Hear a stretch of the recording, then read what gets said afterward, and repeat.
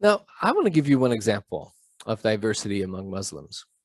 As I told you, I live in the Middle East, and I try to have conversations about the gospel. And sometimes I'm successful, sometimes I'm not. And there are so many different ways that people have responded.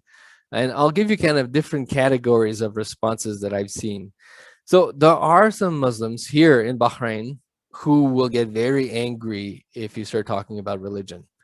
They don't want you. If you're not a Muslim, you shouldn't say anything about religion. Some of them are very hardlined about that, and in fact, like people from Saudi Arabia, they will get angry and they will start threatening you.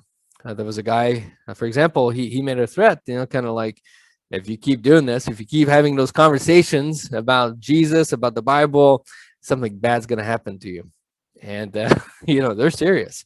In Saudi Arabia, you get killed, you get imprisoned for that kind of stuff.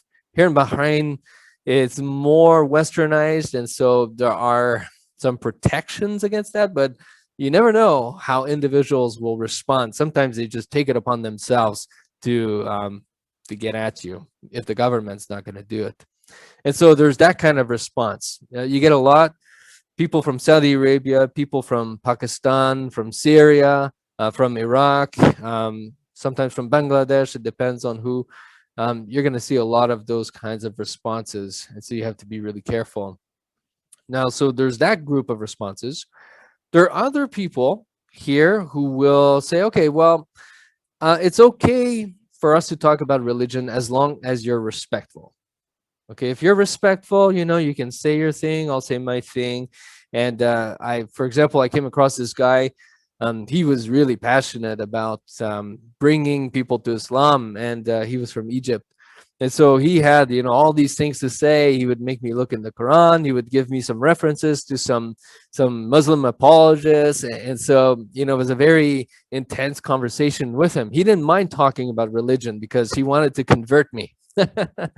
And then when I started giving him answers, he started kind of becoming uncomfortable because he wasn't expecting me to have answers. So he kind of pulled off and was like, I don't want to talk about this anymore. And so you're going to get those people who will want to talk to you so that they can convert you. And then you're going to get the guys who will be very happy for you to speak your mind. As long as you're respectful, don't say anything against the Quran, don't say anything against Muhammad, because then they're going to get angry. But as long as you're respectful, they will want to hear you. They will want to know what you think. They will want mutual respect between the two religions, and sometimes even want to learn from it. And so I've had, for example, some discussion groups where I invite people from different religions, from different countries to come and to talk, to exchange ideas, to say what they think, how they feel, or how they view certain things. And we've had some really wonderful conversations, very productive, very entertaining, sometimes very, sometimes you'd be shocked. I don't know how much I should say, but sometimes how they view things, you would feel so offended by it because it's so different. But we've had some really good conversation, and sometimes they even want to hear the Bible. They take interest in it, and they have to be careful because if they show interest in the Bible, sometimes other Muslims will start persecuting them. And so you get all kinds of different reactions. Even here in Bahrain, which is a country that prides itself on tolerance, religious tolerance. And yet you'll find all of these people, some that will threaten you, some that will say no more, and some that will actually take interest in those kinds of conversations. And so I don't know where they stand until I talk to them. And so I kind of go carefully into the conversation, and I kind of test the grounds to see if they bite, if they want to talk some more. And I have to know them individually. I can't just paint them with the same brush strokes. All of them are different. I just got to get to know them individually to know how I can interact with them personally. And I hope that you're going to do the same. As you get to know Muslims, you can test the grounds. You can bring in the Bible, see how they respond to it, if they actually want to look into it, or if they're not willing to talk about it at all. But one thing I want you to know is that it's much easier for you to have a conversation with Muslims than it is for me. Sounds strange, doesn't it, huh? I'm surrounded by Muslims. So why would it be easier for you to have a conversation about us, about Christianity, about the gospel, than it is for me? Well, it's because the context in which you live. We live in a Muslim country, and so many times it's dangerous for them to even show interest. It's dangerous for them to have those kinds of conversations.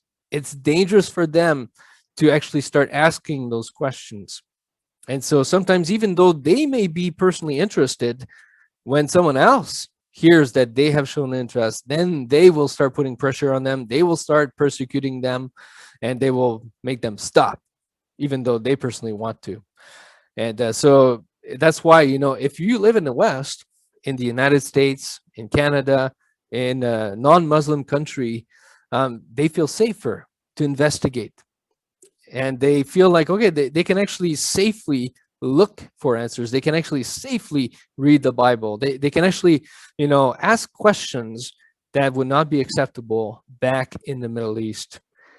And, I wish I had learned that lesson before I came here. I wish I had seen the opportunities before I came here. It took me going all the way from the West to the Middle East to learn that, man, I had it a lot easier when I was back home. I could just look around me, find Muslim neighbors and friends, and start conversations. And, it would be so much more engaging, because they would be able to do this without fear of reprisal. And so I hope that by me telling you this, something's going to click in your head. And you're going to say, wow, I didn't realize the opportunity that I had. Just look around you. There's a lot of Muslims immigrating to the United States. And so look around you and see the Muslims. And then ask yourself, how can I interact with them? How can I bring the gospel to them? How can I befriend them? We're going to talk about how to do this. But I hope it's starting to turn the gears in your head for you to say, you know what? I have this amazing opportunity. I should definitely take it.